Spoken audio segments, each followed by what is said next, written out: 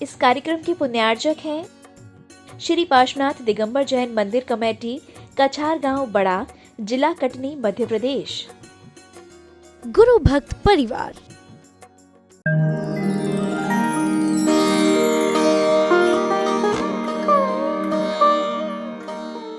ओम नमः सिद्धेभ्यः। ओम नमः सिद्धेभ्यः। ओम नमः सिद्धेभ्यः। आओ कथा हम तुम्हें प्रभु की सुनाते, श्री रामचंद्र मुनि के गुण गीत गाते। मर्याद निष्ठ पुरुषोत्तम मोक्षगामी, ध्याओ सदा हृदय में बनने अकामी। देवादिदेव आदिम तीर्थंकर श्री ऋषभनाथ भगवान की, वर्तमान शासन नायक श्री वर्धमान महावीर भगवान की, परम पूज्य आचार्य गुरुवर श्री विद्यासागर जी महाराज की। आज आप सभी लोग साक्षात इस पांडाल में नहीं बैठे हैं, अपितु अयोध्या नगरी में ही बैठे हैं। ऐसा विचार आज से आपके अंदर उत्पन्न होना चाहिए, क्योंकि जिस अयोध्या में भगवान श्री राम का जन्म हुआ था, उसी अयोध्या में भगवान श्री ऋषभ देव का जन्म हुआ है। और यह अयोध्या आगे के दिनों में किस तरह से सजेगी, कैसे यहाँ पर राज दरबार लगेंगे और कैसे प्रभु को वैराग्य होगा, कैसे वो भगवान बनेंगे, ये सारी प्रक्रिया आपको आगामी 6 दिनों में दिखाई जाएगी। आज हम इसी अयोध्या में भगवान श्री राम का थोड़ा सा गुणगान करते हैं और फिर अपनी बात प्रारंभ करते हैं। मर्यादा पुरुष श्री राम हैं, सिद्ध प्रभु बलराम। मर्यादा पुरुष श्री राम हैं, सिद्ध प्रभु बलराम। आदर्श बने जन जन के, वसुधैव कुटुम्बथि जिनके। आदर्श बने जन जन के, वसुधैव कुटुम्बथि जिनके।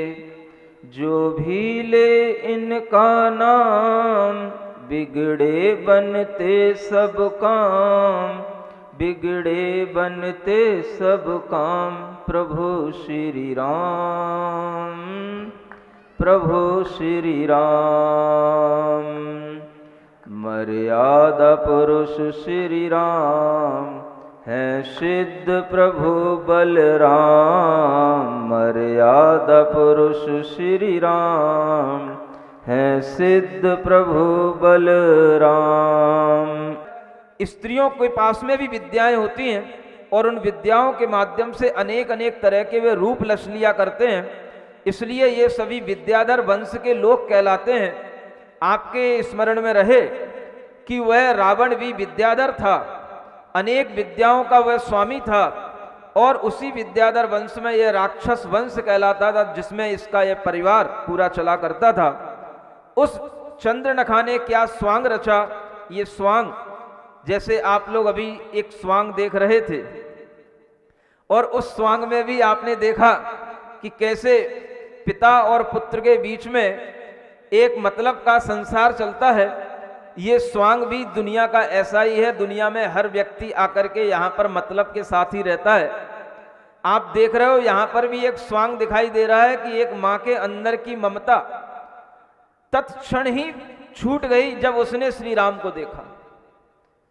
कहाँ पुत्र के वियोग का दुख, अपना जवान पुत्र जिसके 2 टुकड़े हो गए और उस जंगल में उसके सामने और कुछ नहीं है, लेकिन जैसे ही उसने राम को देख करके उसके अंदर काम वासना जागृत हुई तो वह भूल गई कि मेरे पुत्र के वियोग का क्या होगा। और इस तरह से आप समझ सकते हो कि मतलब का संसार अपने भावों के अनुसार चला करता है। जिस व्यक्ति को, जिस आत्मा को, जिस जीव को जिन चीजों की जरूरत होती है वह उसे मिल जाना चाहिए। वह मिल गई तो समझो उसे सब मिल गया, और वह नहीं मिला तब तक ही वह किसी दूसरी चीज की खोज में रहता है। पुत्र के वियोग का वह सारा भाव भूल गई। क्वारी कन्या का रचा स्वांग, एक वृक्ष तले बैठे रोती, सुन सीता को करुणा उपजी, आकर के पास धैर्य देती। श्री राम कहें क्यों रोती हो कौन कहाँ से आई हो, इकली वन में कैसे फिरती, कहाँ बाप तुम्हारा भाई हो। उस चंद्रनखा ने क्या स्वांग रच लिया, एक अच्छी रूपवती कन्या का स्वांग रच लिया। उसने अपने लिए एक कन्या का रूप बना लिया और रूप बना करके वहीं सामने उनकी जो कुटी थी उस कुटी के ही आसपास बैठ करके वह एक वृक्ष के नीचे बैठ गई और वहां बैठ करके रोने लग गई। रोने की आवाज जब वहां पहुंची सीता के पास तक तो सीता करुणा से भरी हुई उसके पास में आती है और सीता आकर के उन्हें धैर्य देती है, कहती है तुम यहाँ अकेली वन में क्यों हो। और उसी को देखते देखते श्री राम भी वहीं पर आ जाते हैं और वह वन में उस अकेली स्त्री को देख करके उससे पूछते हैं कि तुम्हारे पिता कौन है, तुम्हारे भाई कौन है, तुम यहाँ अकेली जंगल में क्या कर रही हो। तो वह चंद्रनखा क्या कहती है, बताऊं क्या तुम्हें साजन, निशा अपना पता अपना, मरे माता पिता दोनों न कोई आसरा अपना, अकेलेपन से घबराती वनों में आई जो देने, मुसीबत हर तरफ छाई सुखों के दिन हुए सपना, शरण हूँ आपकी अब तो मुझे वर लीजिए स्वामी। कौन कह रहा है, चंद्रनखा कह रही है सीधे सीधे श्री राम से, आपकी शरण में हूं, मुझे वर लीजिए, माने मुझे स्वीकार कर लीजिए, मैं आपको अपना वर बनाना चाहता हूं। वर और वधू समझते हो ना, ये वही वर है। शरण है आपकी अब तो मुझे वर लीजिए स्वामी, करूं सेवा में तन मन से नाम नित आपका अपना, सुने खोटे वचन उसके तो तीनों मौन हो बैठे, नहीं उत्तर मिला कोई चली पति पर जो था अपना, निज नारी का देख कर यह वितस्त सा हाल, खरदूषण कहने लगे ये क्या प्रिय हवाल। जब चंद्रनखा ने सीधा सीधा उन श्री राम को देख करके कहने लगी कि साजन, एक पर पुरुष से सीधा सीधा साजन कह देना ये एक भली अच्छी कुलवती स्त्रियों का काम नहीं होता है। श्री राम ने तुरंत समझ लिया कि ये कोई छल है, ये कोई माया है, और ये देख करके कि ये इसके वचन अच्छे नहीं है, इसका अभिप्राय अच्छा नहीं है, इसके वचन खोटे हैं, और वे तीनों ही मौन रहे और अपने स्थान पर लौट आए। श्री राम के लौट आने पर लक्ष्मण भी लौट आए, सीता भी लौट आई, और वह समझ गए कि हमारे साथ ये कोई छल करने वाली कोई ये स्त्री है। जब चंद्रनखा ने ये देखा कि इन्होंने मुझे स्वीकार नहीं किया है तो उसके पूरे तन में और ज्यादा आग लग गई। एक आग तो पहले ही लगी थी पुत्र के वियोग की, एक आग लगी थी जिसे कामाग्नि कहते हैं श्री राम के मोह की, और एक आग उसके लिए और लग गई कि उन श्री राम ने उसे स्वीकार नहीं किया और उसका अपमान हो गया। और इसी अपमान के बदला लेने के लिए वह सीधी अपने पति के पास जाती है, खरदूषण के पास, और वहां पहुंच करके अपना बुरा हाल बना लेती है। और बुरा हाल बनाने के बाद में वहां खरदूषण से कहती है कि देखो यह मेरा क्या हाल हो गया है। और खरदूषण उससे पूछते हैं, यह क्या प्रिय हवाल जरा सब साफ साफ बतलाओ, किसका आया काल नाम तुम उसका मुझे बताओ। बोली चंद्र नखाले हिचकी जो दो तापस सुकुमारा, साथ में है एक सुंदर नारी काम उन्हीं का सारा। पुत्र भी मेरा मारा जी खड्ग हर लिया बिचारा जी, धर्म मम हरना चाहा दंडक वन से भाग शरण आ, अपना शील बचाया धर्म मम हरना चाहा। यह है स्त्रियों की माया। सुन रहे हो क्या होती है माया? जब उसे अपमानित महसूस अपने अंदर होने लगा तो वह अपने पति खरदूषण के सामने अपने अस्त व्यस्त कपड़े करके, अपना हाल बेहाल करके उससे कहती है कि देखो दो लोग बड़े सुकुमार हैं, जंगल में आए हुए हैं और उन्हीं ने मेरे पुत्र का वध कर दिया है, तलवार अपने हाथ में ले ली है और मेरा भी हाल इस तरह का कर दिया है। ये सब उन्हीं का काम है। और खरदूषण को इस तरह से उसे उकसाया गया। और वह चंद्रनखा ने जब खरदूषण को इस तरह से कहा तो खरदूषण के क्रोध का पार नहीं रहा और फिर वह खरदूषण उसी जंगल में आते हैं। और आने के बाद में वह देखते हैं क्या, खरदूषण ने जब सुना छलनी से यह हाल, क्रोधाग्नि में जल उठा आंखें हो गई लाल।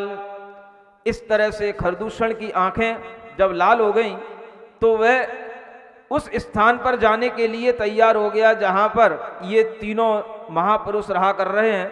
और इन तीनों को देखने के लिए, इनसे बदला लेने के लिए वह खरदूषण चलता है। और जब खरदूषण आता है उससे पहले वह क्या तैयारी करता है? आपको ध्यान रहना है कि खरदूषण और रावण, इन दोनों के बीच में कौन सा संबंध है? बोलो। रावण का बहन का पति क्या कहलाएगा? है? बहन हुई जीजा, तो जीजा साला जीजा, ये साले जीजे का संबंध हो गया। खरदूषण ने समझ लिया कि इस खड्ग को उठाने वाला कोई विशेष महापुरुष ही होगा जिसने खड्ग उठाई होगी। इसलिए उसने मन में विचार किया कि मैं रावण को भी खबर करूं। और वह रावण को भी खबर करता है और रावण के साथ में युद्ध करने के लिए उन तीनों के पास में पहुंचता है। और इस तरह से ये कथा आगे बढ़ती है। जब खरदूषण और रावण उस दंडक वन में आकर के राम और सीता और लक्ष्मण को देखते हैं, उसका दृश्य क्या होता है यह आपके लिए कल जब समय मिलेगा तब बताया जाएगा। आपको आज इतना ही ध्यान रखना है कि यह अब सीता हरण का जो चित्रण है ये बहुत निकट आ गया है। और यही वो घटना है शंभूक की जिसके कारण से रावण उत्तेजित होता है, खरदूषण भी उत्तेजित होता है। और आपको ये भी ध्यान रखना है कि महापुरुषों के हाथ में अपने आप अपने भाग्य से बड़ी बड़ी वो चीजें प्राप्त हो जाती हैं जो चीजें दूसरे लोग, भाग्यहीन लोग 12-12 वर्ष तक सिद्ध करते हैं। वह लक्ष्मण के हाथ में वह तलवार बिना प्रयास के अपने आप सिद्ध हो गई। वह लक्ष्मण नारायण थे, इसलिए उनका पुण्य बहुत तीव्र था। और ये सारी की सारी जो कयामात होती है सब पुण्य और पाप की होती है। इसलिए हमें हमेशा अपने पुण्य और पाप पर विश्वास रखना चाहिए। जो लोग पुरुषार्थ करते हैं, बड़ा बड़ा काम करते हैं और बड़े बड़े पुरुषार्थ करने के बाद भी जब उन्हें कुछ हासिल नहीं होता है तो उन्हें उस समय पर उसी शंभूक को याद करना चाहिए कि देखो कभी कभी हम व्यापार करते करते भी किसी ना किसी के हाथ से मर जाते हैं, किसी ना किसी के हाथ से अपनी मौत हो जाती है।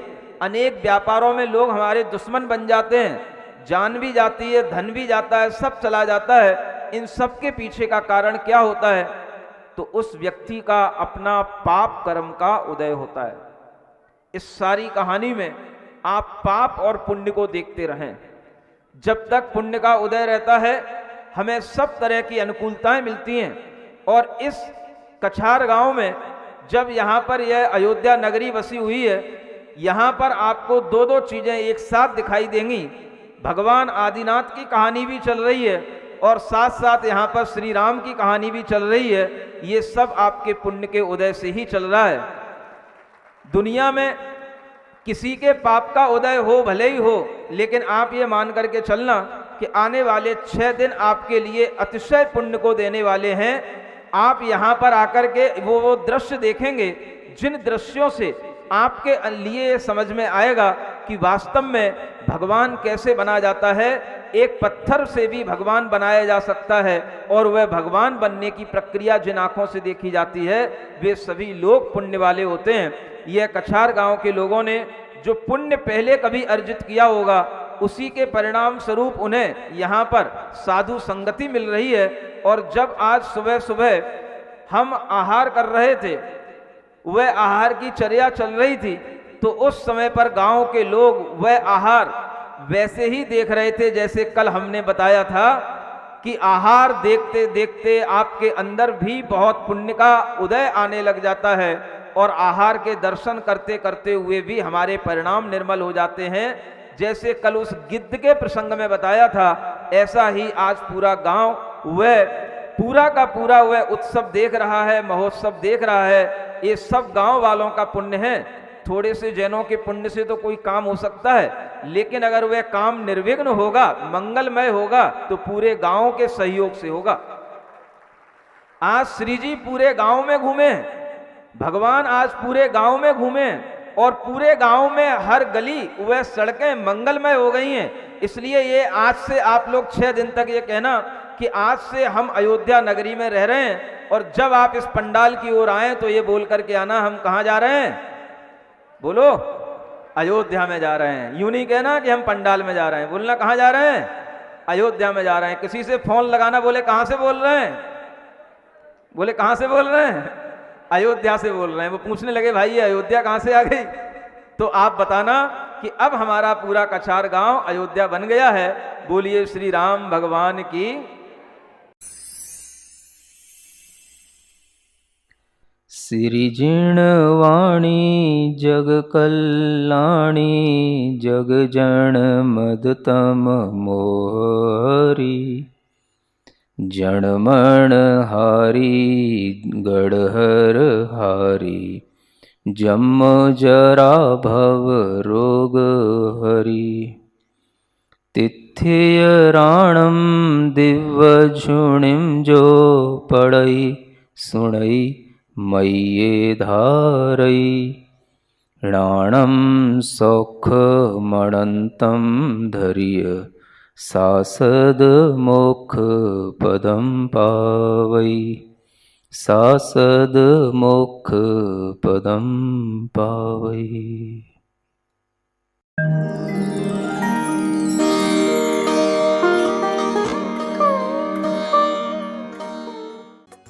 इस कार्यक्रम के पुण्यार्जक थे श्री पार्श्वनाथ दिगंबर जैन मंदिर कमेटी, कछार गांव बड़ा, जिला कटनी, मध्य प्रदेश। गुरु भक्त परिवार।